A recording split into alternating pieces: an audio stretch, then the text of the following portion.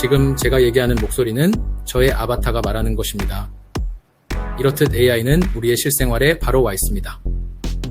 자, 그럼 오늘은 무엇을 알아볼지 함께 들어가 보시죠. 네, 안녕하세요. 오늘은 최근에 제가 받은 사례가 있어서 그 사례를 통해서 이런 걸 해보면 어떨까 하고 아침에 마이GPT를 한번 만들어 봤는데요. 여러분들께서도 오늘 방송 듣고 인사이트를 얻으셔서 내 사업에 도움이 되셨으면 합니다. 매년 봄이 되면 정부 지원 사업들이 많이 이루어지고 있죠. 그래서 인터넷에 보면 중소기업 성공길잡이 기업마당이라는 곳을 들어가 보시면 이런 식으로 분야별로, 지역별로 정부 지원 사업들이 이렇게 쭉 나와 있습니다. 그래서 주로 보면 경영지도사 하시는 분들, 그런 분들이 유튜브나 이런 데서 보면 요즘에 챗GPT가 많이 나와 있으니까 챗GPT를 활용해서 내 사업 계획서를 작성하는데 도움을 받고 주시고 그렇게 하는 걸 제가 또 본 적이 있는데요. 오늘 제가 말씀드리려고 하는 거는 그런 사업 계획서는 그렇게 도움 받으셔서 훌륭하게 다행히 행운스럽게 서류 전형을 통과하신 우리 대표님이 계셨는데 보통 서류가 통과하고 나면 면접을 보듯이 발표를 하게 되거든요. 그러면 심사위원들이 돌아가면서 질의응답을 하게 됩니다. 그런데 우리 대표님이 서류 전형은 잘 통과하셨는데 발표할 때 미처 생각을 못 해가지고 조금 애를 먹었다.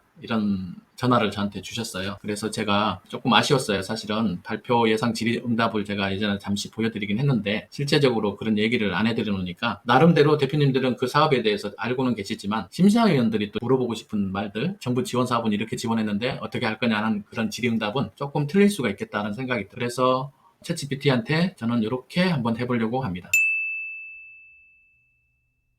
챗GPT 같은 경우는 요걸 먼저 말씀드릴게요. 챗GPT에도 보면 무료가 있고 유료가 있잖아요. 그래서 무료인 경우에는 텍스트만 이용이 가능하십니다. 유료 GPT-4 사용자는 유료 사용자인데 텍스트뿐만 아니고 음성이라든지 PDF 파일이라든지 이미지라든지 이런 것들을 하실 수가 있습니다. 그렇다 보니까 저 같은 경우는 유료 사용자로 GPT-4를 사용을 하는데요. 여기에 첨부 문서라고 넣을 수 있는 부분이 있잖아요. 여기에다가 공고문, 지원사업 공고문이 있을 거잖아요. 지원사업 공고문하고 내가 작성한 사업 계획서하고 내가 작성한 사업 계획서하고 요거를 두 개 다 업로드를 해주는 거죠. 그러고 나서 너는 15년차 정부 지원 사업 심사위원이야. 나는 이번에 업로드 문서류 승인 통과 발표 시 발표 시간을 중과했다. 그러니까 위원이 질문 답변 작성이라고 해보겠습니다. 그런 식으로 한번 해볼게요. 그러면 얘가 이번 사업에 대한 공문에 어떤 내용이 중요한지 어떤 내용이 포커스가 돼야 되는지가 공문에 있을 거고요. 거기에 대해서 사업 계획서가 있으니까 이걸 학습해서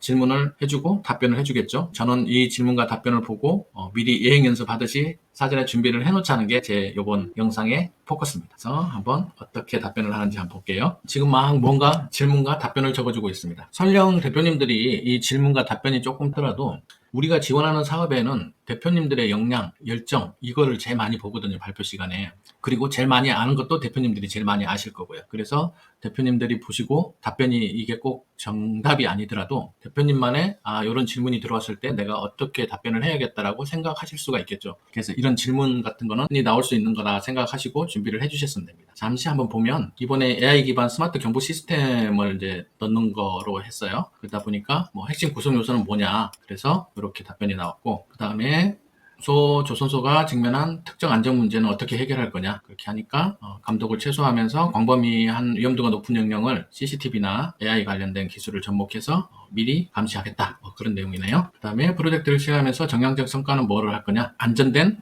프로토콜은 어떻게 진행을 할 거냐 그 다음에 재정적인 투자는 어떻게 될 거냐 시스템 설치 후에 유지 관리 계획은 어떻게 할 거냐 여러 가지가 있습니다. 그래서 이렇게 10개를 했는데 만약에 이 답변이 좀 부족하다면 더 해달라고 하면 되겠죠. 5개만 해볼까요? 그래서 하면 또 5개 해주겠죠. 으로 발표는 해야 되면 이런 것게요.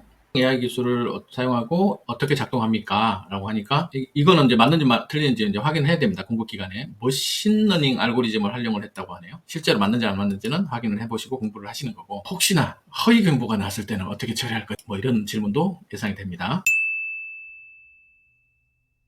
네. 정부 지원금이다 보니까 대출이 아니고 지원금이다 보니까 심사위원들 쪽에 당연히 어떤 한 분들은 이 금액을 너희 회사한테 지원을 했어. 그럼 어떻게 적정하게 할 건지를 아마 질문을 할 것 같아서 제가 정부 지원금 적정성 관련으로 질문 3개를 한번 해달라고 해봤습니다. 어떻게 질문을 할지는 모르겠는데 아무튼 3개가 나왔습니다. 한번 볼게요. 효율성, 사회적 측면, 그 다음에 프로젝트 주기 전반에 걸쳐 효율적으로 투명하게 사용하기 위해 어떤 메커니즘을 할 거냐, 어떻게 측정할 거냐 이런 식으로 하게 됐네요.